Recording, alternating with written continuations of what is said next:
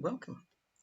Can anyone hear me? How are we doing on sound? Everything on the chat for me, just to let me know. I'm just trying out headphones with microphone attached. I don't know whether you can hear me if I speak like this, or if I need to yell, or if I need to go and get an actual microphone and yell into that. I could also bring this thing a bit closer. Come here. Better.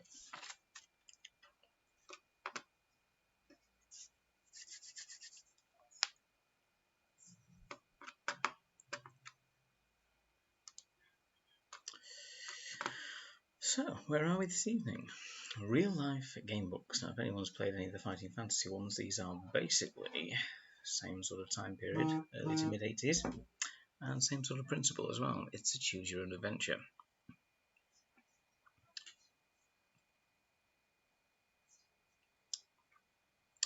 Yes, that's the one, Lawrence, if you're on. I hope that you're one of the ones watching, perhaps. Yes, it's exactly that. Let me just make sure that we are all well and truly on.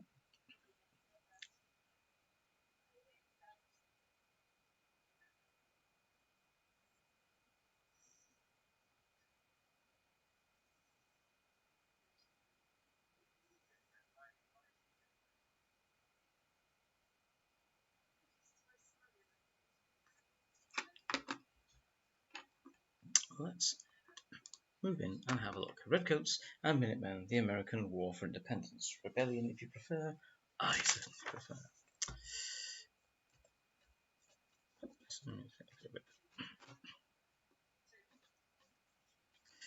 Excuse me as I slowly scroll through here. So let's do the brief introduction. America in the 18th century. In 1775, America is a British colony, ruled over by King George III and his government. Fine and magnanimous king he is too. Isn't he, everybody?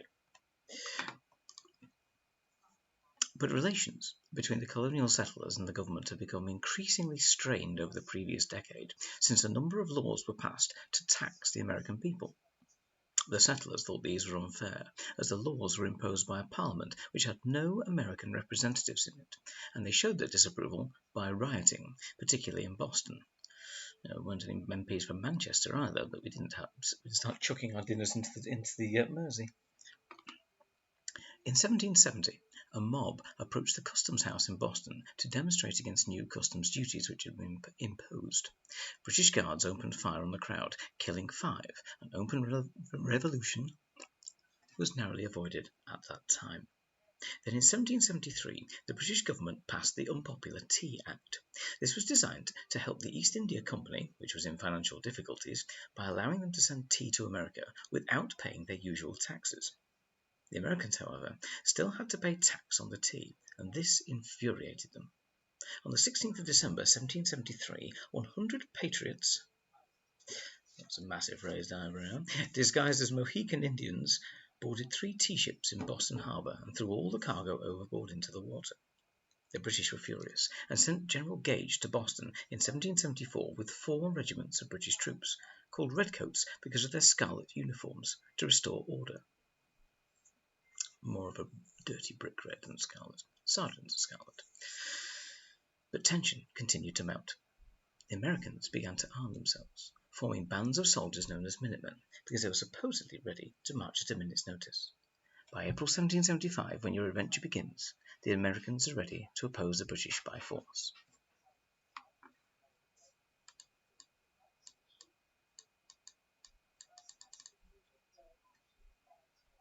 So, to build our character. Now, there are 7 main skills in these real-life game books: strength, agility, luck, persuasion, firearm, swordsmanship, and horsemanship. We'll use these in various scenarios. Now, unlike some where you roll them up randomly, with this one you actually have to pick a pool of skill points and spread them amongst the skills in question. I believe you have 50 to spread. Let's just double check. I'm going to write my character sheet separately, and then I'll have that to hand rather than printing one out here, which might work a little bit better.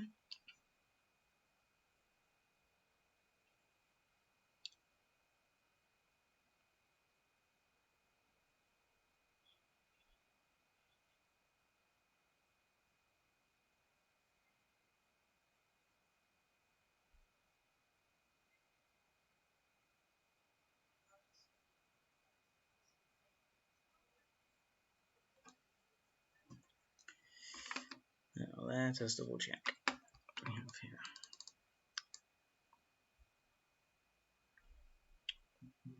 Where does it say? There we are. Yes, to start the game, we're given a pool of 50 skill points, which should allocate amongst the 7 skills. You must give at least 2 points to each of them. You may not give more than 12 to any one. So, let's have a look. We start off, let's go back to the character sheet.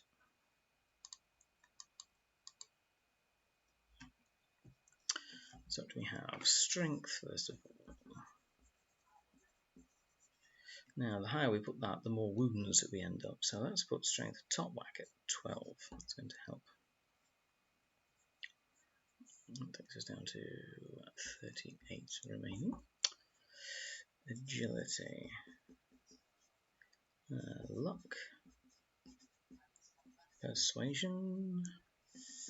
Firearm. Swordsmanship. Horsemanship. Right, so 38 still to spend. Let's put something like, I think something like quite, spread the rest out. So should we put agility 8, which is 30 left, and luck, 10 for luck, 20, split between 4, and it gives us 5 for each. We have to do some tweaking here. Let's put 5 for persuasion, 5 for each of those. Now let's move the others up. So let's move the agility down by 2, agility of 6. And let's move firearms by 2 to 7. Let's push the luck down to 8. Those remaining 2 points, we can push our swordsmanship up to a nice 7. That's pretty good. What else? Persuasion 5, horsemanship 5. Not much of a horseman there, not much of a cavalryman by inclination. We'll leave it at that. So that gives us 6 wounds, which is our strength, halved and rounded up.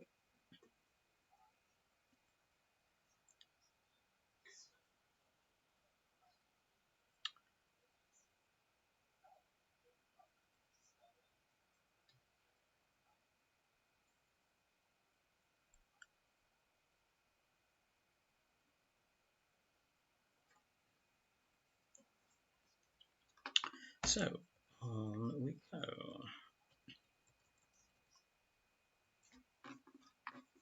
Oh, that's a random number generator as well, but I do have. There's one. Gamer Dad always got something in his pocket, doesn't he? There's one. And that's it. So we will be using 2d6. I have no idea how good they are. They could end up back in the bag if they particularly fail me. So, let us begin. Your name is Nathan Dean, and you're the owner of a small farm just south of Lexington in Massachusetts. Your parents and sister have travelled west in search of new land and opportunities, but your love for this part of the country has made you stay. Your farm runs smoothly, with 6 hired hands to help you. Rumours of rebellion worry you, and when you discover that a cache of arms is being built up in nearby Concord, you realise that the British must soon make a raid to seize them. So far, you've fended off the call to assist your neighbours in the struggle against the king, preferring to concentrate on the needs of your farm. You're a peaceful man, but vow to defend your land against any that would seek to take it from you, rebel or redcoat. Or alarm. Someone's already off to something. Your allegiance lies with the king, but those who govern here in America act more like an army of occupation than one which is in the country to defend your rights as citizens. It's April the 19th, 1775, just before dawn, when you hear a rider approaching fast. Hurriedly, you pull on some clothes and step outside into the cold of early morning. It's Captain Parker, the local militia commander. He looks agitated, and judging from the state of his horse, he's covered many miles in the last few hours. It looks as if you will not be able to avoid the war much longer, after all. Turn to paragraph 1 to begin your adventure. Now we have a hand-drawn map of the colonies there. A bit basic. Also, many of my friends who are into this period as much as I am would be able to find some, no doubt, better stuff. But here we go, some decent illustrations of this. Not quite John Blanche illustrations that the Fighting Fantasy series have, but still, I think, pretty good on the whole. Now, I must point out, I've not read this book at all when I was a kid. I did have 2 of the Real Life Gamebooks, Blazing Beacons, The Spanish Armada, and the particularly good Sword and Flame, English Civil War. But this is the first time I'll be reading through this one, so it's as new to me as it hopefully is to you. "Good morning, Nathan," says the captain, as he dismounts. "I bring grave news. The British have left Boston, and we think they'll be in Lexington at first light." "What do you expect of me?" you ask, knowing exactly what he wants you to do. "Ride with your men and join us on the green. We shall defy the king and turn his men back. They shall not terrorize us," he replies. This is the moment that you've been dreading all these long weeks. You fear that the militia have no chance against professional soldiers who are rumoured to be the best in the world. I say rumoured rather than are. All of those who stand against the Redcoats stand against the king, the most powerful and awesome symbol of strength in the world. You know that retribution will be swift and merciless. On the other hand, if you refuse, your neighbours will spurn you and make life here intolerable. What will you choose? To ride with Captain Parker to Lexington and stand against the army, or to refuse and stay out of the war for now? Well, normally I'd call for opinion on that one, but we don't obviously have a massive audience yet. Who knows?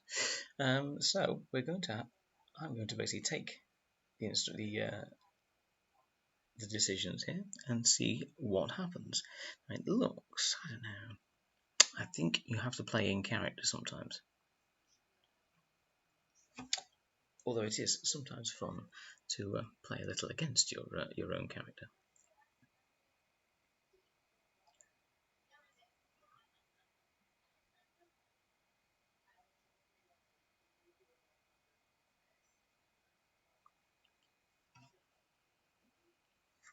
I think I'm going to refuse and stay out of the war for the moment. Let's see what that does to him. 254.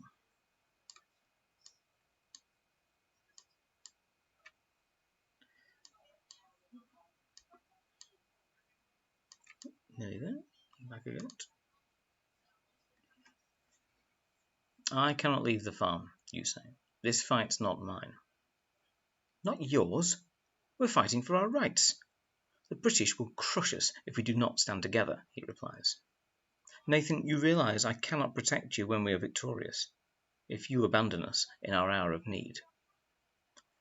Will you stand by your decision? Or change your mind? Bully boy tactics from the so-called patriots. Only what you come to expect for that lot, really. No, standing by my own decision. 78.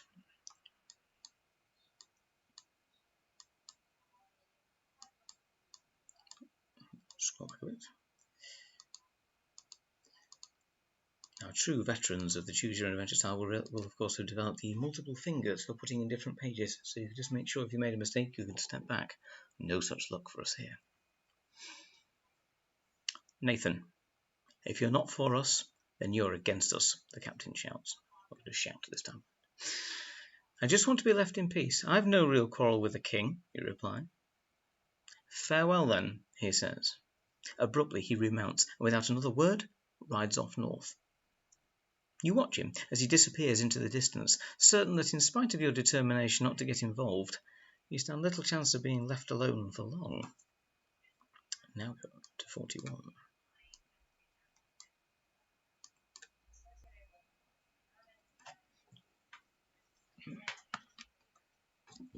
Time for a cup of tea. You sleep fitfully for another hour, your thoughts continually concentrating on the friends and neighbours who have mustered on Lexington Green.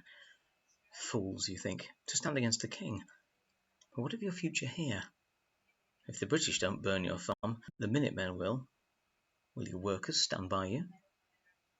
Pushing aside your worst fears, you get up and set about the tasks of the day. The lower paddock needs ploughing, and there are cattle to milk. Perhaps the whole thing will blow over, and things will return to normal.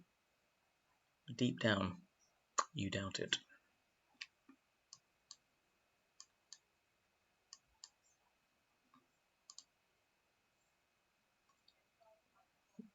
One, 6.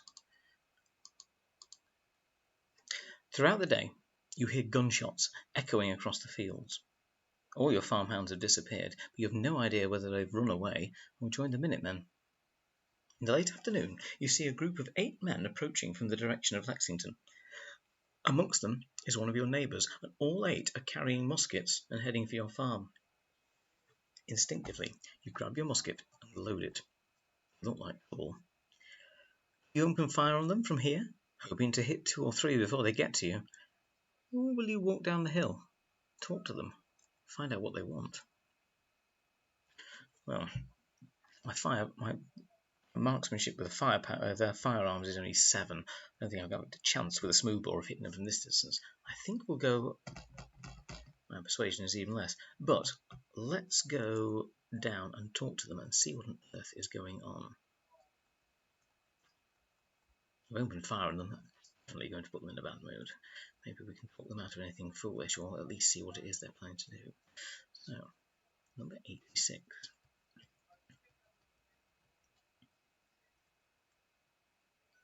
Still holding onto your musket, you walk slowly down the hill towards them. They look angry, and you soon realise why. They've obviously come from the fighting, and 2 of them are wounded. Nathan, one of them shouts, we need your help. The Redcoats fired on us and massacred 8 men, local men. We could have done with your help back in Lexington. Where were you?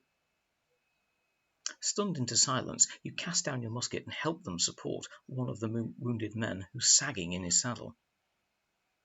Take them into the house. I'll get some water and bandages, you say. The men half carry the staggering wounded into your house, and after drawing water from the well, you rejoin them. North is hit bad, said one of the men. He might have to lose his leg. Looking at the gory remains of the man's knee, you nod in agreement. Oof, so this is what war really means. I'm sorry I wasn't with you, you say. I didn't know what to do. It seems now, though, that you were right. I'll give you all the help you need. Now, go to 276. Well, I suppose when faced with it right in your own front parlour. We're going to at least have to help someone who's turned up injured.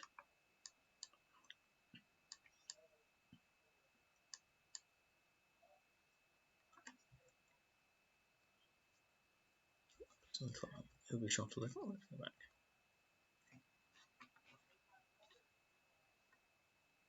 The Redcoats have burnt Concord, so we hear, and the whole countryside is up in arms against them, says one of the men. We should join the Minutemen and see what's happening, you say. I feel if we stay here, we may be in danger. Get the wagon ready, and we'll head for Concord. You load the wounded into the back of the wagon and prepare to leave, fearing that the journey will be uncomfortable for the bleeding men. As you head for the town, you can see small groups of Minutemen moving through the fields and heading for Boston. Intermittent firing from every direction makes you wonder what is going on. As the light begins to fail, a pair of riders catch up with you from behind. They're Minutemen from Concord, you think. 191.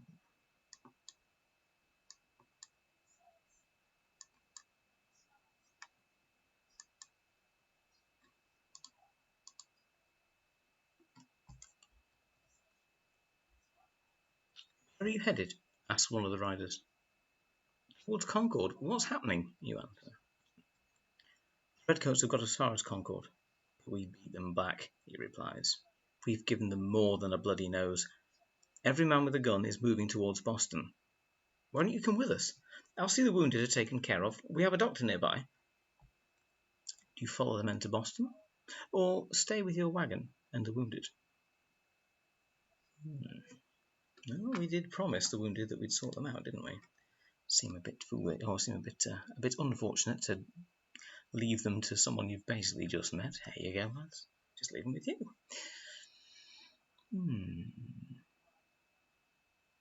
I think perhaps we'll stick with the wounded guys. After all, we did say we'd look after them. Men of our word. Stay with the wagon and the wounded. 146.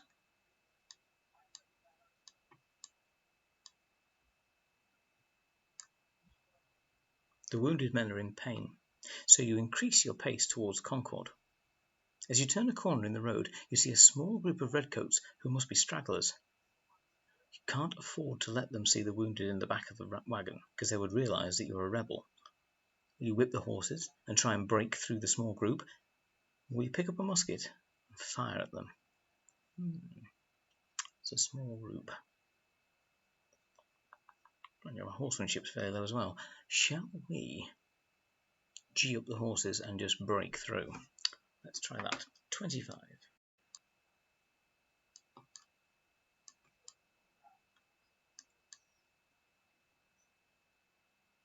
Whipping the horses, you smash through the redcoats and gallop up the road.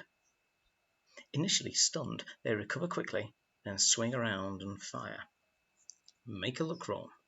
If you succeed, go to 251. If you fail, 258. Now, let's just test how it is that we do this. I suspect you roll 2 dice and have to get equal to or less than your luck score. It's usually the way. Obviously, that means that higher figures are better. So, yes, we do. We must roll 2 dice and try to roll equal to or less than. So, luck being 8. That's pretty good. We're lucky. Do not fail me, first off.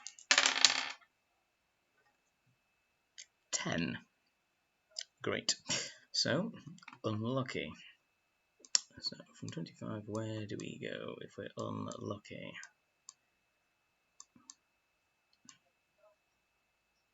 Fail 258. Right. This is not going to go well. Basically, just ram-raided a British patrol on the road. I'd be annoyed if I was corporal of that detachment. Probably tell the lads to have a shot. A redcoat ball hits you in the chest, and the impact sends you crashing to the ground. Your last thoughts are of your family far away. You don't regret any decisions that you've made. Your adventure ends here.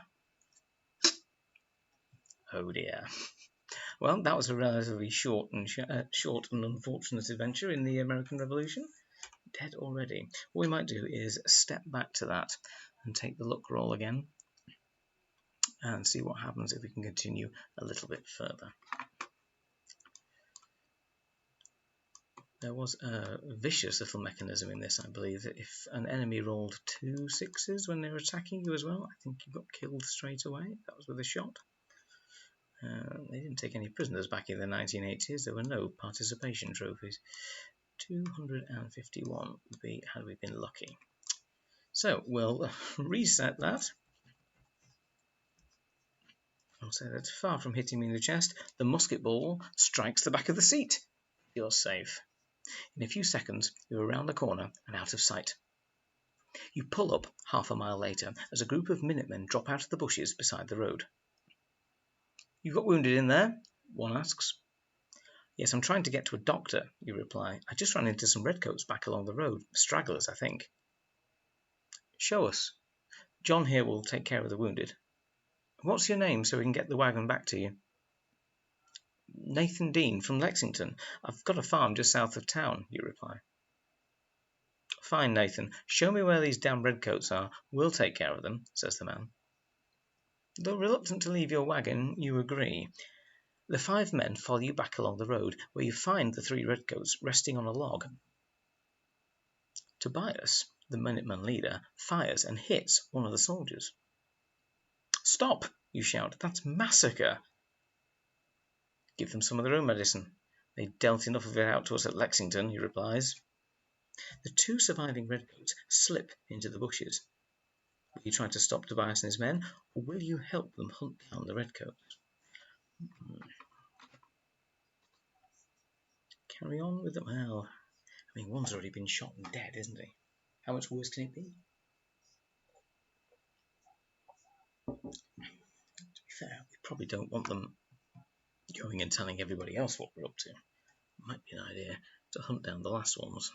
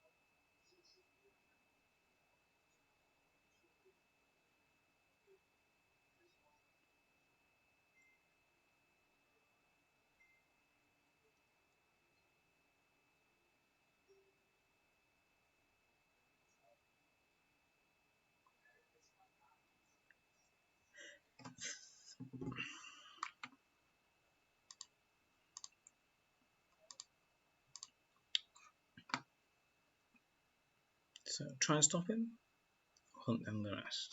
Well, we're kind of getting a bit into it here, aren't we? We've already broken through a group of them. They've already shot at us.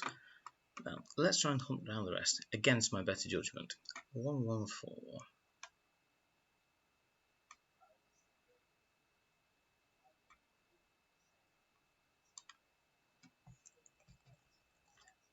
The 2 Redcoats have made off across the field. Tobias orders 2 of his men to circle round and try and get in front of them. You and the others follow him. Hard on the Redcoats' heels, you slide down into a ditch and get ready to fire. Make ready. Make a firearm roll. Firearm is 7. They didn't do well last time.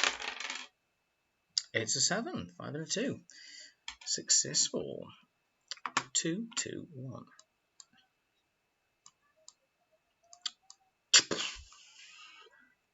Which is the noise of a flintlock going off, obviously. Amazing flintlock impression.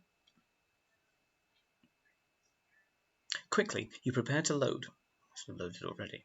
As the soldiers tear off across the field. You prime your pan, load the shot, and then fire. A split second after the detonation, one of them drops. The survivor, stricken and scared, throws down his weapon and puts up his hands.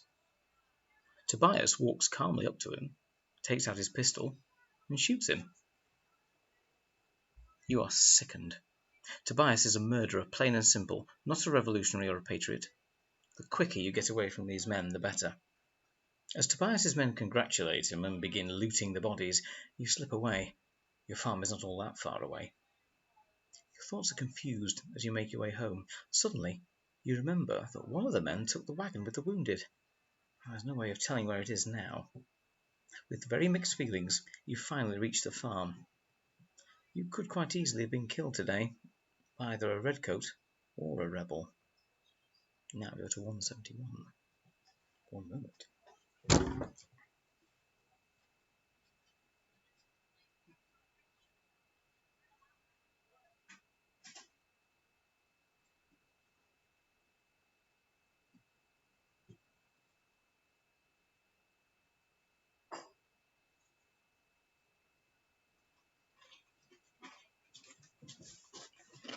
We're back. 171.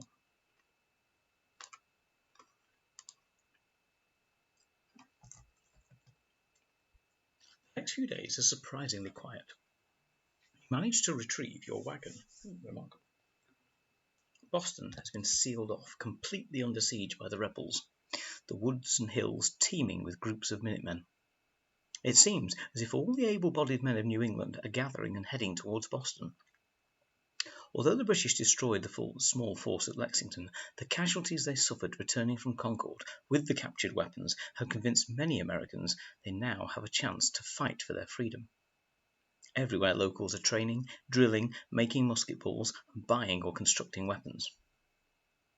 Your neighbours take turns manning the approaches to Boston, and the pressure is on you to help. You decide that it's your duty to join them. Though the next few weeks are relatively quiet, there is some sniping at the Redcoats in the town, but little else happens. You hear that an appeal has been sent to King George, saying that the Americans are still loyal subjects and that all he has to do is to restore their liberties so the colony can return to peace again. In mid-May, news spreads that Fort Ticonderoga on Lake Champlain has been captured by the New Englanders. This is incredible news. A victory for the rebels, coming at the very time that a message of loyalty is sent to the king. Arguments ensue, your own neighbours taking sides in a furious disagreement. Some say that in the light of the news they should abandon the siege and sue for peace. Others argue that if they do abandon the siege, what will prevent the British from falling on the colonies one at a time? Now, go to 248. That's where we are as well.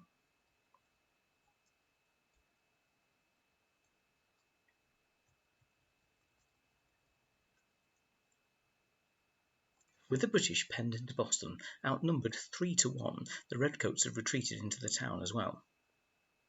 On the night of the 16th of June, you join a column of Minutemen sent to take the heights overlooking the town. In silence, you begin digging. Looking down the hill, you can see the lights of Boston, and in the harbour, warship flying at anchor. At dawn, a long breastwork of freshly dug defences rings the top of Bunker Hill, but the men are tired. You snatch some sleep in the woods nearby. Faintly, you hear cannon firing up from the town, but the guns can't elevate high enough, so the shots fall short. By afternoon, the British are ready to react. They've been landing troops from across the river, and it looks as if they intend to take the hill by storm. Returning to your post, you watch as the soldiers form 3 long red lines at the foot of the hill. After such a brave beginning to the day, things now look bad again for the exhausted Minutemen. Will you stay at the summit, or will you run? Well, now, spoiler alert, we all know what happens in this one. Well, many of us do. Now, I have a funny feeling the book is going to punish you for getting out of the way of bits of history. So I think that we will take our chances against Howe and his regulars, and we'll stay at the summit and go to 162.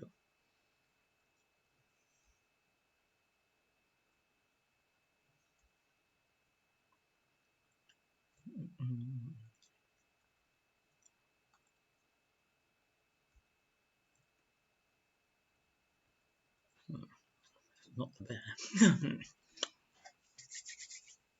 With the hot sun blazing down, the rolling drums of the Redcoats signalled to attack. Despite the rail fences, high grass, and clumps of bushes, the soldiers keep their lines perfectly straight. You feel a little sorry for them, each weighed down with masses of equipment and supplies, nearly 120 pounds. Your fellow Minutemen have deployed, ready to fire. The best shots lined up immediately behind the breastworks, with the others crouched, ready to pass loaded muskets. Now, go to 74.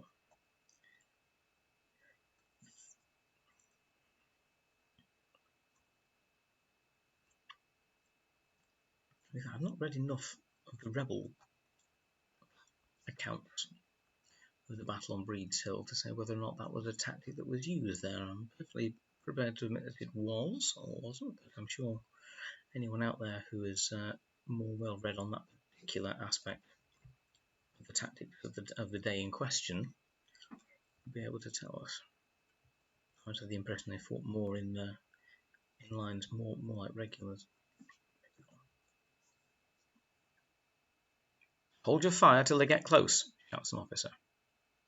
On the British come, muskets lowered, the sun shining on the bare metal of the bayonets. You lower your musket, take careful aim, and prepare to fire. Give them a volley, men! Screams the officer. Make a firearm roll to hit a redcoat. If you succeed, go to... Oh, that's a successful fail. Firearm is 7 or more. We did well last time. Let's see if my trusty musket is going to spark well this time. 9. First shot's usually the best one. So, 278 to be fair. Actually, it's such a mass. You're getting it fairly close to hit something.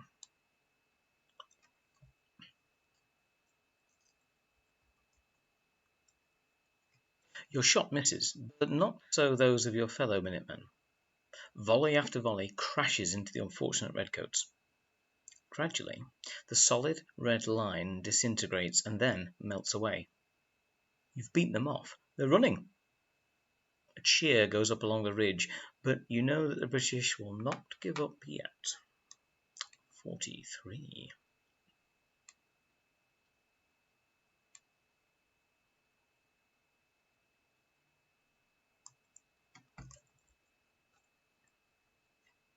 What is left of the ammunition is distributed between you.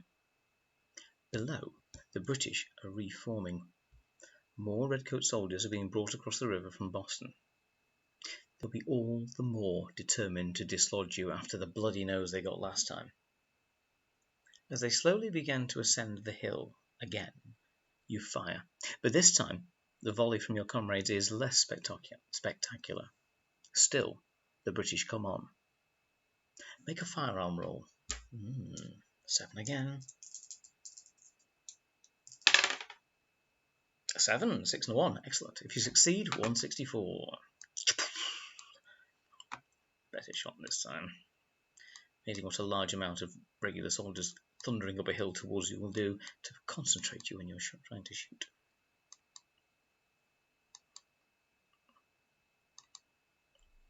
$164. Yep.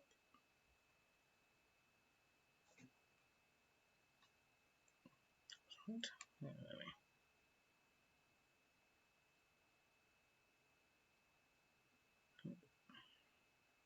Back again.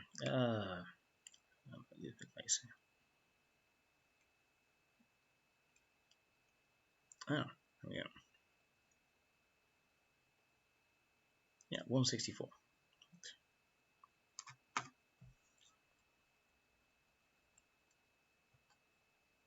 The musket goes off.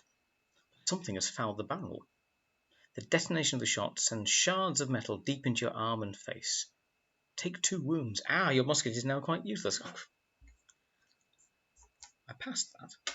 Good. 10 to 76. So, 2 wounds. Dratty, we're down to 4 from 6. Now we head on for About 76. I think that's right, isn't it?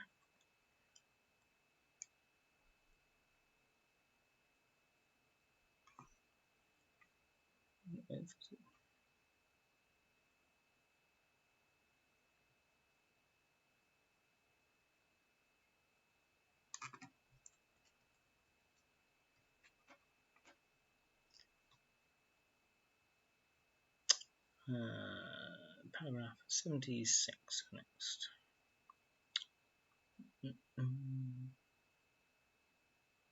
Yeah. Most of the other Minutemen have run out of ammunition, so you pass on 2 of the few rounds that you have left, then stand grimly waiting for the next onslaught. The weary British come on again, forced into action only by courage and discipline. A few last shots from your fellow patriots pepper the Redcoats, who waver for a second, then emerge through the thick cloud of smoke, this time right in front of you. Charging over the breastwork, a Redcoat makes for you, and you'll have to fight him. Since your musket is useless, you must fight with your sword. Sounds like a fight to the death. So, a Redcoat, he's got a bayonet with a skill of 7 and 3 wounds. My sword is 7 and I've got 4 wounds. This is going to be close. Now, let's just remind myself how we fight. So, throw 2 dice. If the number is equal to or less than your score, you hit your opponent and will wound him. 1 wound for every hit. Okay. Once you roll for your own attack, you must do the same for your opponent. Okay. In most cases, you'll get the first attack. Yes, and whoever goes to 0 first is killed. There it is. So, if at any time in combat your character rolls a double.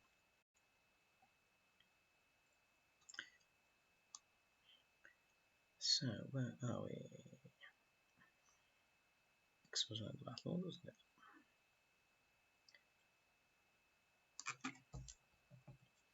Right. It doesn't say otherwise. We roll to attack first. So, sword is 7, so 7 or less. 6 and a 1. It is a 7. So we've hit him once. It's down to 2 wounds. Wallop. Now, he rolls back. 5 and a 6, 11. So he misses. Very good. This gives us the advantage. Now we can press on. We'll fight back. 7 we need. 4, 3, 7. We've hit him a second time. Goes down to 1 wound. Need to survive his attack back and hit him again. He attacks back with a 4. Ouch. We did take a wound. We're down to 3. We just need a 7 or less. We've taken him out. 5 and a 2. That's a 7. Pow. 1 enemy deaded. Excellent. So if you win, 138.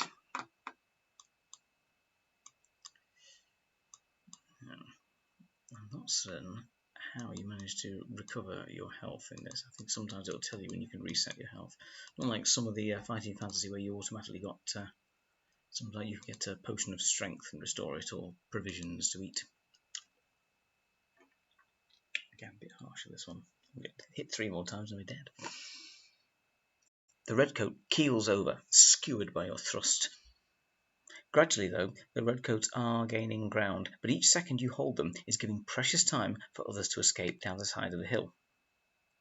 2 more Redcoats are making straight for you. Will you fight them, or will you run?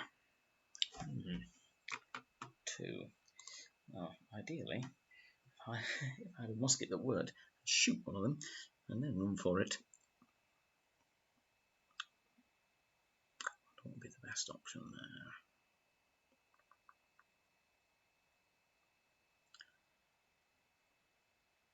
Well, we have just try and take out these other 2. No guts, no glory.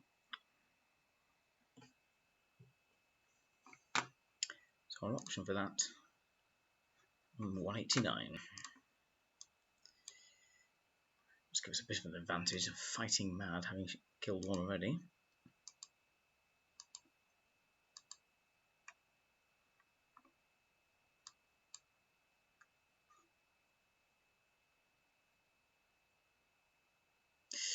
Yeah, right. One is a short, sturdy officer. The other, a bearded private. Bearded? Really? Unlikely. Unless I'm being taken on by a pioneer, and even most people will tell you they didn't really even have beards then. But we'll let them have that one. You must fight them both. Oh, right. So 189 is where we're up to. All right. Let's make a note of the paragraph and see what the rules are for fighting multiple opponents. Whether it's anything different or whether you simply just do one at a time. Let's double check. That's when the rules are all in the same book. Let's have a look.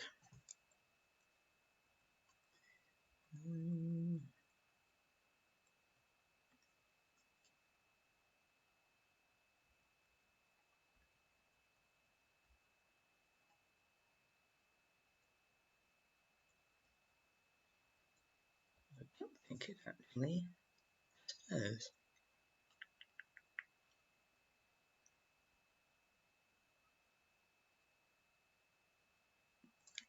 Say multiples. No.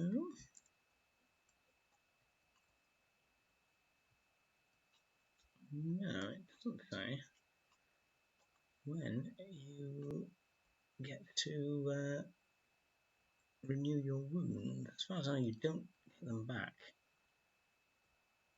It's not like you regenerate your wounds to see you've always got 4 hit points or 6 hit points. I think it will tell you, if you've had up to a point in the book where you have a rest, it will recover your wounds. Unlike other systems where you have stamina, which goes down more.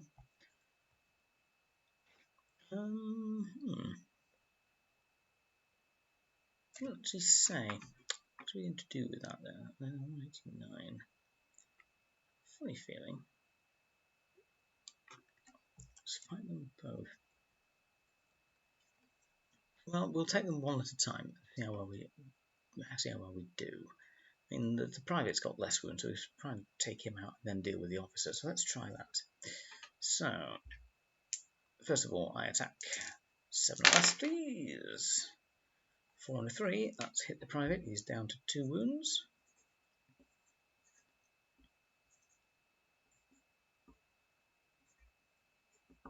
And he attacks back with bayonet skill 6. And it's got a 5. He's taken one off me. Ouch. 2. Attacking back. Score is 6. He's down to 2. Do with him missing a shot at some point. He attacks. That scores an 8. He misses. That's good. Now we've got the advantage. 7 or less we need. 7, spot on. Down to 1. Well, McGurk's going to take a tumble here from any judge, hopefully. He has to go back. That scores an 8, so he misses us another time. Right. Finish him off quickly. 6. He's dead. Private goes. Just the Rupert to take out. Swordsmanship of 7 and 4 wounds. I'll get the first strike in. 7. Bang. Down he goes to 3. It's going to be even the fight up a bit. He fights back. He's got 7 as well. Oof, he hits me for 1. Down to 1 wound. In deep stuck here. That gun went off in my hand as well. It's got a 3. That's very close to a super kill shot. Down to 2.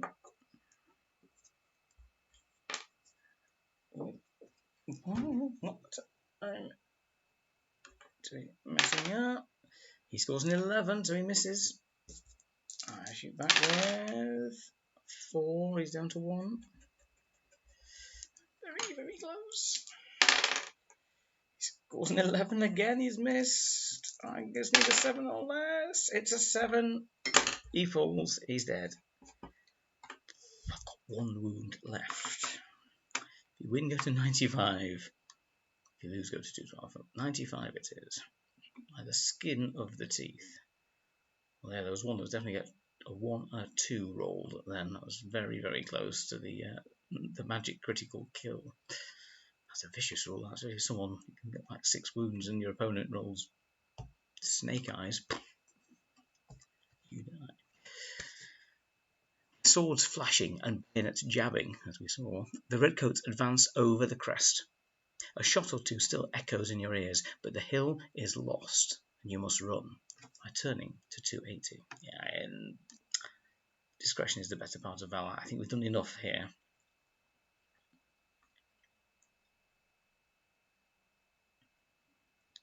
$2.80.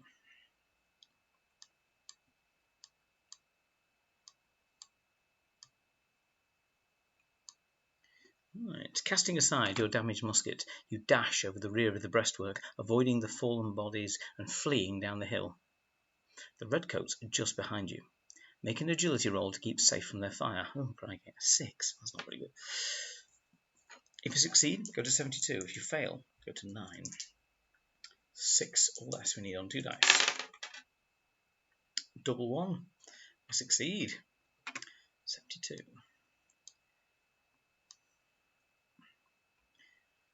It's agility is my luck, but then my luck score is quite high.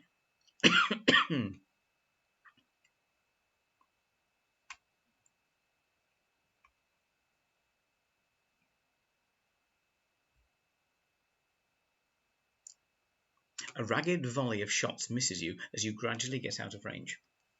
The Redcoats are too exhausted to pursue you, and the security of the trees ahead offers all the protection you need. You slump, winded against a tree. As you get your breath back, you hear cheers of victory from the hill. The Redcoats have taken it. They may have won, but at what cost? You stand up, take one last look, then turn to 250.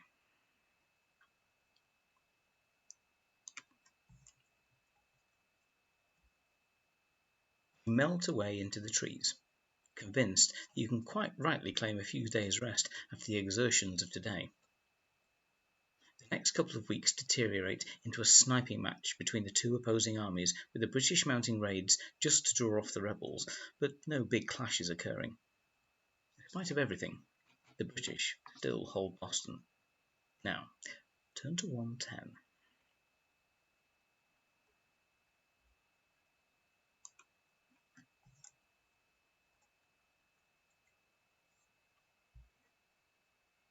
You hear that Washington has been appointed commander of the army.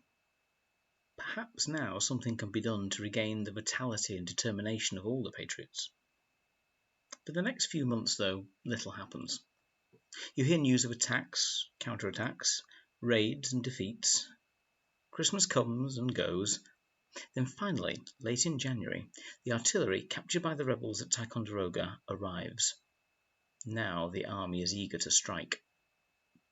Washington has the cannons placed on Dorchester Heights, leaving the British with no option but to evacuate Boston, for the heights dominate the entire town. On the 17th of March, the Redcoats abandon Boston and sail for Halifax. With the victory still uppermost in your mind, you enlist for a year's service with the 21st Continental Regiment under Brigadier General Sam Parsons. Weeks of drilling pass, and then, fully trained, you march on New York to prevent the British from capturing it. On the 4th of July, independence is declared. Even while the celebrations are in full swing, you hear that the British have landed close to the city.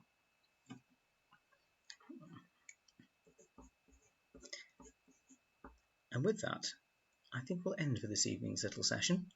Having successfully managed to survive the Battle of Breed's Hill, Bunker Hill, delete where applicable, and got ourselves onto the next section, I'm going to, I think, at 1 wound. If you're supposed to be, shall we say, rested for that many months, I think anyone who played D&D or anything else would have judged that you'd recovered your wounds. So I'm going to put our wounds back to 6 to continue the rest of the story next time. As we see from some of the combats, they can be pretty brutal, and we only managed to survive it as it is. I don't think we'd get through the rest of the book on 1 wound if there wasn't an option to refresh your wounds at some point. So we'll kind of we'll retcon that in, and we'll house rule that one ourselves. Right, well, thank you very much, everybody, for joining me for that. That was a bit of a test run, a bit of a loose go. And if you liked it, let me know. If you didn't, let me know.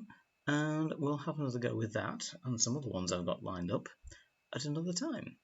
But in the meantime, thank you very much, and God save the King.